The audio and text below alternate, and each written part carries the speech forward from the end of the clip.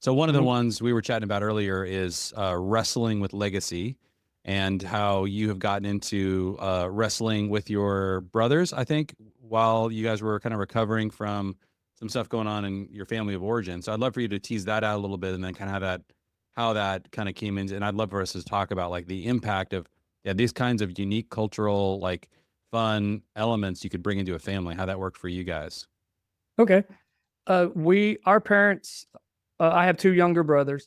Our parents got divorced when I think I was like 19.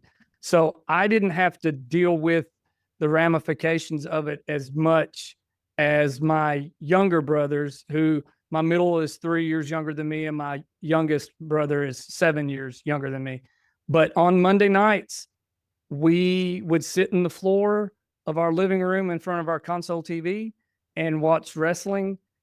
That was a time where we just kind of forgot about everything going on because we were brothers and my mom did a really good job of raising us to quote unquote get along. Like when we'd get toys for Christmas, it was always play sets, but it was different pieces of the play set. So if you wanted to play G.I. Joe and you wanted an airplane, well, Sean Yes. was going to have to play because he had the airplane. That is a So, great tactic. yes. I think it's way better than giving everybody the same thing, which is kind of like we do. Give everybody a different piece so that they can have fun alone, but they'll have a lot more fun together.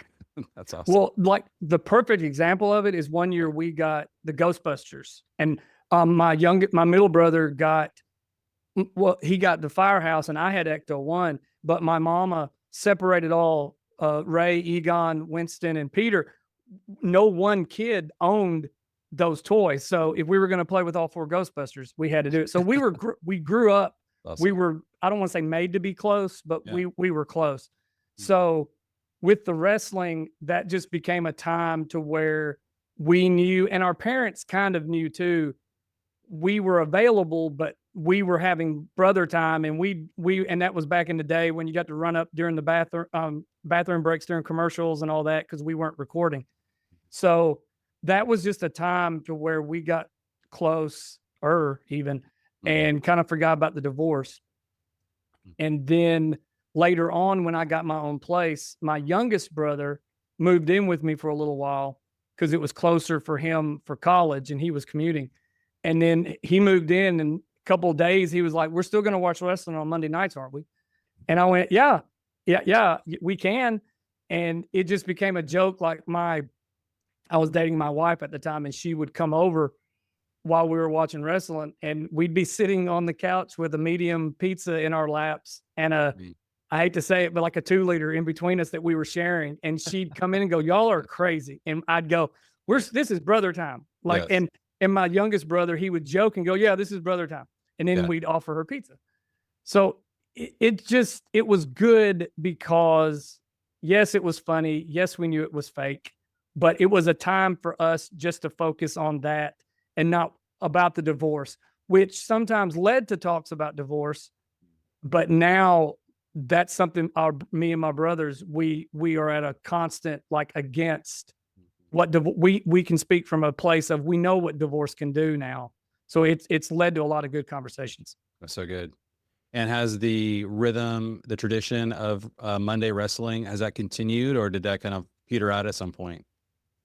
My brothers and I talk about it a little bit. I'm still watching it simply because my kids, it did peter out. Like I wasn't watching that much, and then something happened, and my 16-year-old and I started watching it. Well, then once we were watching it, then my 7-year-old boy came in, and then my two daughters. So much to my wife's chagrin, usually on Monday nights, not as much Monday nights now, but on Friday nights, we uh it's hilarious because we'll be eating supper and the kids will be watching the clock and they'll say, "Look, we got 10 minutes, we got to get upstairs." And my wife will say, "I cannot believe you got them watching it." But I love it because as a dad, I'm sitting in the middle of a couch with three Yes. kids laying on me or laying in my lap or something like that, Mm. watching wrestling. And even my 16-year-old, who's too big to be laying on me, he'll come in and sit with us and we still have those same conversations. And it's just a fun bonding time. Yeah. Well, this is one thing that I feel we're talking about intentional fatherhood. And I think the easiest thing that any dad could do is get his kids into a hobby or into something that he enjoys on some kind of rhythmic basis. It's so easy. What would you like to Mm, do? What would you like to do every week? Would you like to do that?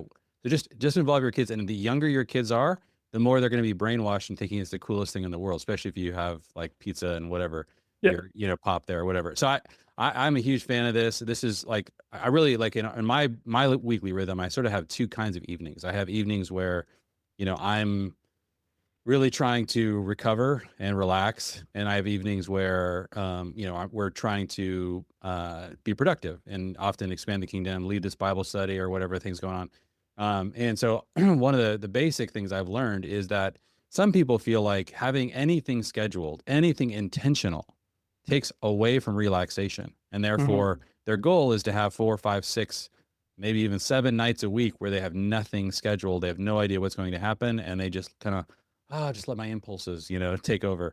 That's not actually that relaxing. What's really relaxing is to actually know what you're going to do in that evening and do something that you really find fun, relaxing. But the added bonus, and this is like, of course, 10 times more valuable than even relaxing, is as soon as you start doing a rhythm like that, you can invite your kids in, you can invite others in. You can, again, design it around what actually is relaxing. If you find that like okay, when my mother-in-law comes over every Tuesday night, I'm not relaxed. Okay, well, fine. Don't invite her, whatever. But it's like whatever does work for you, do it. Like, and if it's wrestling, like create a unique family culture. So I'm a huge fan of this move of just finding something that was nostalgic part of your childhood, something that really blessed you as a kid, and bringing that into your family. And sometimes your wife won't understand it, but believe me, your kids will if you yeah. get them young enough. They'll get it.